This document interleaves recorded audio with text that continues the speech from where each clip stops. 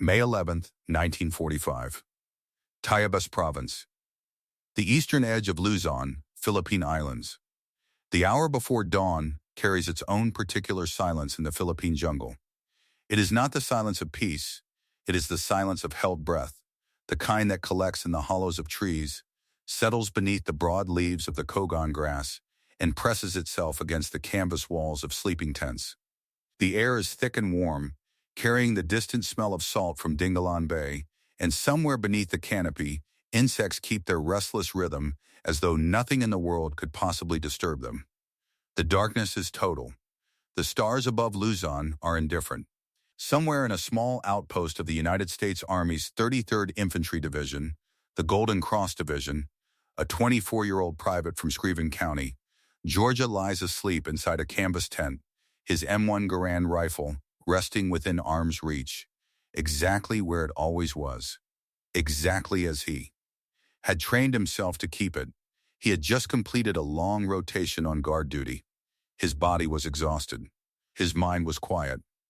His name was John Randolph McKinney, and in approximately 40 minutes, he would do something that no military manual had ever anticipated, that no commanding officer had ever ordered, and that almost no human being, in the full complexity of the word, should have been capable of doing. He would face 100 Japanese soldiers alone, and he would win. To understand what happened on that hill above Dingalan Bay, one must first understand the larger machinery of destruction that had brought both men, the sleeping American and the advancing Japanese, to this particular point in the darkness. By May 1945, the Pacific War had entered its final and most brutal chapter. The island-hopping campaigns of MacArthur's forces had torn through the Pacific at a terrible cost. Guadalcanal, Tarawa, Peleliu, Leyte, names that had become synonymous with a new and savage geometry of war, where jungle and pride and ideology transformed every hillside into a cathedral of death. The liberation of the Philippines, which the United States formally began in January 1945 with the landing at Lingayen Gulf, was not merely a military campaign. It was a statement, a reckoning, a promise being fulfilled. MacArthur had said he would return. He returned, and behind him came hundreds of thousands of American soldiers grinding through the Philippine archipelago with the weight of the entire Pacific War in their boots.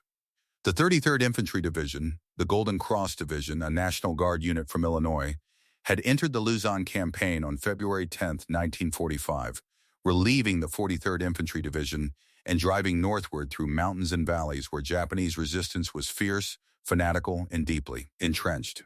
By early May, elements of the division were positioned at scattered outposts across Tayabas Province, near the island's rugged eastern coast, holding positions, securing flanks, and sleeping in shifts while the broader battle for the Philippines churned forward. The outpost near Dingalan Bay was one such position, Company A of the 123rd Infantry Regiment, a handful of men watching a quiet stretch of jungle that could, at any moment, become anything but quiet. What the men of Company A did not know, what Private John McKinney certainly did not know as he lay down that night, was that a Japanese force of approximately 100 soldiers had been moving through the jungle darkness for hours, approaching their perimeter with practiced, deadly silence. These were not desperate stragglers. These were trained Imperial Japanese Army infantrymen, executing a premeditated, coordinated night attack on the American outpost, with the intent of overrunning the position, reversing the machine gun against its former owners, and eliminating the American presence at that flank entirely. Their plan was organized. Their numbers were overwhelming. Their conviction was absolute. This is the Japan that sent those soldiers into the jungle that night, and it is essential to understand them not as caricature, but as human beings forged by a system of belief that left them almost no other choice. The Imperial Japanese Army of 1945 was the product of decades of deliberate ideological construction. From the moment a young man entered military service, he was remade. The old self, the farmer, the fisherman's son, the village boy, was stripped away through physical hardship, psychological pressure, and the relentless repetition of a single doctrine, that death in service to the emperor was the highest possible honor a man could achieve, and that surrender was not merely defeat, but spiritual annihilation. The Senjinkun, the military field code issued in 1941 by War Minister Tojo, stated explicitly that a soldier must never suffer the ignominy of being taken prisoner alive. These were not suggestions. These were commandments carved into the identities of men who had no vocabulary for any other reality. The Japanese soldiers who moved through the dark Philippine jungle that night believed, with the full force of their conditioning, that they were superior in spirit to the Americans they faced. They had been told and told again that American boys were soft, products of a materialistic, democratic society that had no warrior tradition, no sacred obligation, no capacity for the kind of sacrifice that the Bushido spirit demanded. An American, their officers explained, fights for pay, for comfort, for survival. A Japanese soldier fights for something eternal. The disparity, they were assured, would be decisive. 100 Japanese soldiers, fanatical and disciplined, against a sleeping American outpost. The mathematics were straightforward. The outcome was not in doubt. They were catastrophically wrong.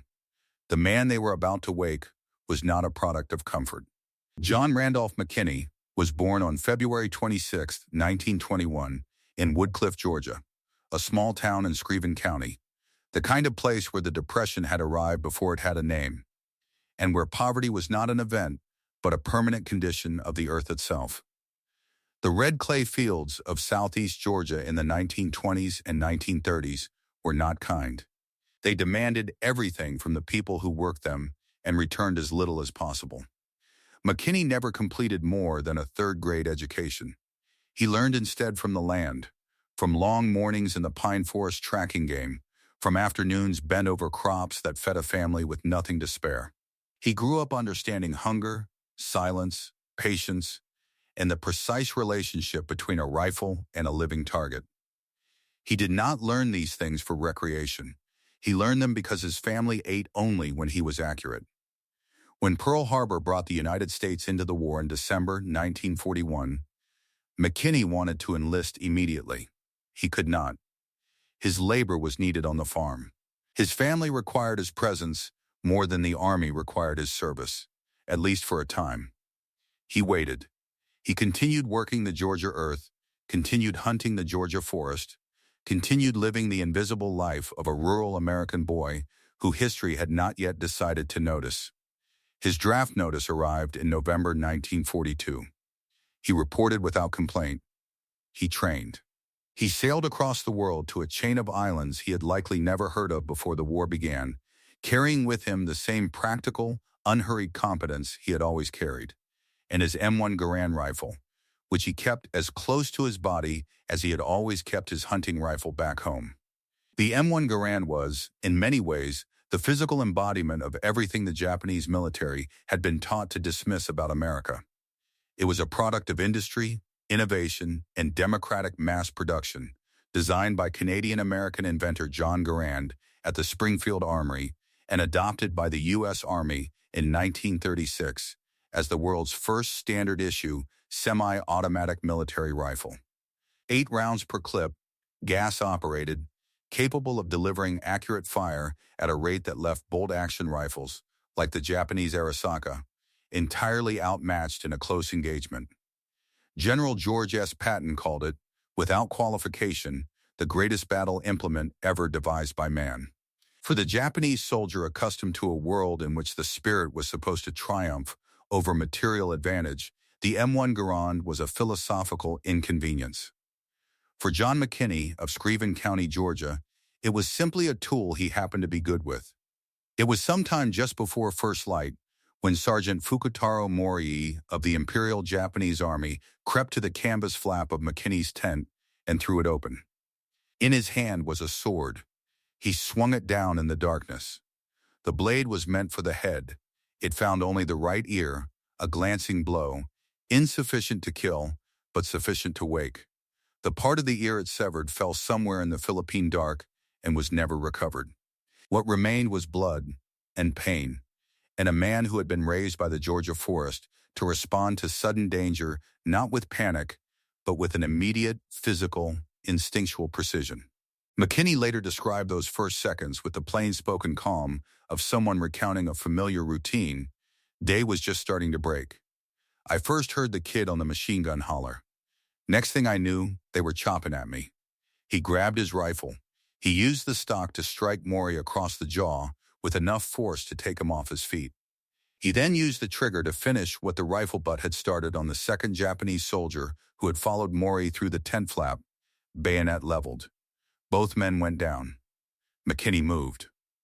What he found outside his tent was the full catastrophe of the situation assembling itself in real time. His two fellow soldiers at the nearby machine gun position, the critical weapon that anchored the entire outpost's defense, were gone. One had been wounded in the first seconds of the attack. The other had carried him away towards safety, leaving the gun unmanned, leaving McKinney alone, and leaving the machine gun in the hands of approximately 10 Japanese infantrymen who had seized it and were already working to reverse its barrel to fire directly into the American perimeter, into the sleeping backs of McKinney's own company. He did not hesitate. He leapt into the machine gun emplacement. 7 Japanese soldiers died at point-blank range before they could complete the reversal. 3 more died from the impact of a rifle butt wielded with the kind of force that comes not from anger, but from pure, concentrated physical purpose. 10 men had taken the gun. 10 men lay dead or dying around it. McKinney controlled the emplacement. But there were still 90 Japanese soldiers in the dark. The machine gun, wrenched through the violence of the preceding moments, was now inoperative. McKinney held a weapon that could no longer fire in the direction of an enemy that had no intention of stopping. Grenades began to arc in from the tree line. Knee mortar shells detonated with sharp percussion across the position. The Japanese force, perceiving that the primary resistance was located in one place, began to converge.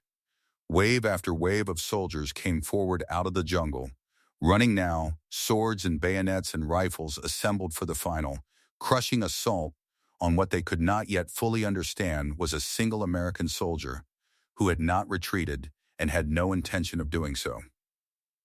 McKinney moved. He changed positions.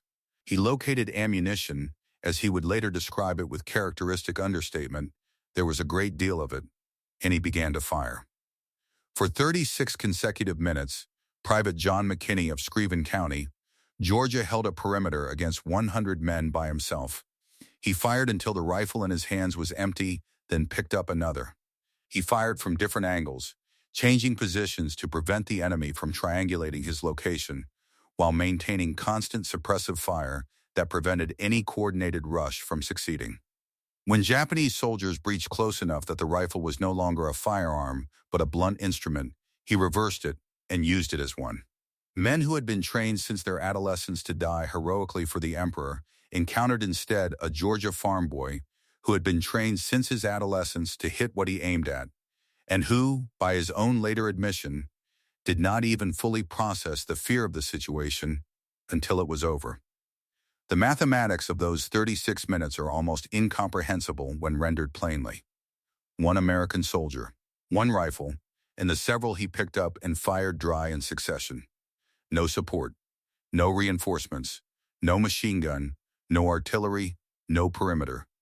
Just a man and a weapon, and the accumulated knowledge of a lifetime spent in the Georgia woods, translated in the darkness of a Philippine jungle into a rate of killing that military historians would later calculate at approximately 1 enemy soldier eliminated every 56 seconds. When reinforcements finally arrived, alerted by the sustained fire, rushing toward a position they expected to find overrun, they found something that defied the categories of military expectation. 38 dead Japanese soldiers lay around the machine gun emplacement. 2 more lay at a mortar position 45 yards distant, where McKinney had extended his field of fire deep enough to eliminate the crew lobbing shells at his back. 40 dead in 36 minutes. 41 by some accounts, as the exact count of the casualties confirmed in subsequent surveys of the position varied by one between official records and field reports. Around it all, in complete control of the area, covered in blood from the sword wound that had opened the engagement, a wound he had barely registered in the fury of what followed, stood a private from Georgia who had just saved his entire company from possible annihilation. He was asked, afterwards, what he had been thinking during those 36 minutes. "I really didn't get scared until it was all over," he said. "Later that afternoon, I got to thinking about it and got to shaking a little. This is not the language of a warrior who had found his destiny. This is the language of a man who had done what needed doing and had then, with characteristic practical honesty, acknowledged the weight of it only after the necessity had passed." When asked about the Medal of Honor that would follow, presented by President Harry S. Truman in a White House ceremony on January 23, 1946, McKinney offered no rhetoric, no swelling patriotism, no claim to greatness. "Everybody in the infantry should get one," he said quietly. The infantry had it roughest of all. Truman himself, a man not given to casual superlatives, called the citation accompanying McKinney's medal a great citation. The official words of that document, issued by the United States Army, speak of indomitable spirit, extraordinary fighting ability, and unwavering courage in the face of tremendous odds. They speak of a man who saved his company from possible annihilation. They speak in the formal language of military commendation of something that the language of the everyday world struggles to contain, the image of one uneducated farm boy from the Georgia backcountry, standing in the dark above a bay on the other side of the world, with nothing but an automatic rifle and 30 years of quiet American competence, holding a line that 100 trained soldiers could not break. The M1 Garand he carried that night, that 8-round, gas-operated, semi-automatic instrument of American industrial democracy, tells its own story within the larger one. Japan's military doctrine had dismissed the material advantages of Western democracies as evidence of spiritual poverty. The Bushido warrior was supposed to transcend material reality through the force of his ideological conviction. And yet it was precisely the material reality of the M1 Garand, its capacity to fire, reload, and fire again, faster than any bolt-action rifle of its era, to be picked up from the hands of a fallen enemy and used without hesitation to serve equally as firearm and bludgeon in the desperate intimacy of close combat that made McKinney's stand physically possible. The rifle was not merely a tool. It was the product of a society that had spent decades investing in the ingenuity of ordinary people, trusting that what could be built in the factories of Springfield, Massachusetts, might one day be carried by a Georgia farm boy to the far edge of a Philippine jungle and be exactly sufficient for what the moment required. The Japanese soldiers who fell on that hillside above Dingalan Bay had been told that America was decadent, weak, and spiritually hollow. What they found instead was John McKinney, a man whose spiritual depth was expressed not in ideology, but in action, not in doctrine, but in the steady, devastating accuracy of a hunter who had learned to read the forest before he had ever learned to read a book. They came expecting to find comfort and found instead the hardened patience of the American interior. They came expecting spiritual superiority and found a man who had never been told he was supposed to be afraid. When McKinney returned to Georgia after the war, he carried the weight of Luzon in his body and made no public ceremony of it. He was invited to parades, to military functions, to the kind of civic rituals through which a grateful nation tends to process its heroes. He declined most of them. A local newspaper in 1964 noted, with gentle bewilderment, that he mostly shuns parades and ceremonies. He said simply that he wanted to forget the war. He went back to farming. He went back to fishing. He went back to hunting in the Georgia pines with the same quiet deliberateness that had kept him alive on the other side of the world. The Medal of Honor he wore at Truman's direction hung somewhere in his house, accumulating the dust of a man who had decided that the best response to having survived something impossible was to return, without fanfare, to the ordinary business of living. He died on April 5, 1997, in Sylvania, Georgia, at 76 years old. The state of Georgia later renamed a highway in his honor, the John R. McKinney Medal of Honor Highway, a long flat road through the same pine-shadowed, red clay landscape that had made him, winding through a part of America that the wider world rarely thinks about until it needs someone exactly like him. The M1 Garand that lay within reach of his sleeping hand on the morning of May 11, 1945, is the true recurring emblem of this story, not as an instrument of death, but as a symbol of what democracy quietly produces when no one is watching. It was made in a factory by men and women earning wages in a free country. It was designed by an immigrant inventor who came to America with nothing and built something the world had never seen. It was carried by a boy from the Georgia earth who never finished the third grade and who asked nothing of his country except the opportunity to live on it and work it and, when called, to defend it with the same unhurried accuracy with which he had always approached every practical problem that the land had set before him.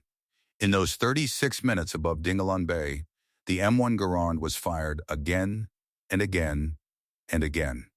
Picked up, reloaded, reversed, swung. Not in the service of ideology, not in the pursuit of honor, not in obedience to any military code that demanded death before surrender, but simply because a man needed to protect the people sleeping behind him, and he had a rifle, and he knew how to use it.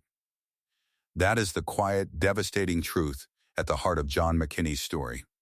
The Japanese soldiers of the Imperial Army believed that spirit could overcome material reality. What they encountered at that outpost near Dingalan Bay was the demonstration that free societies do not produce spiritual emptiness. They produce men like John McKinney, who carry their values not in their doctrine but in their hands, who require no emperor, no code, no promise of eternal glory, to stand their ground in the dark.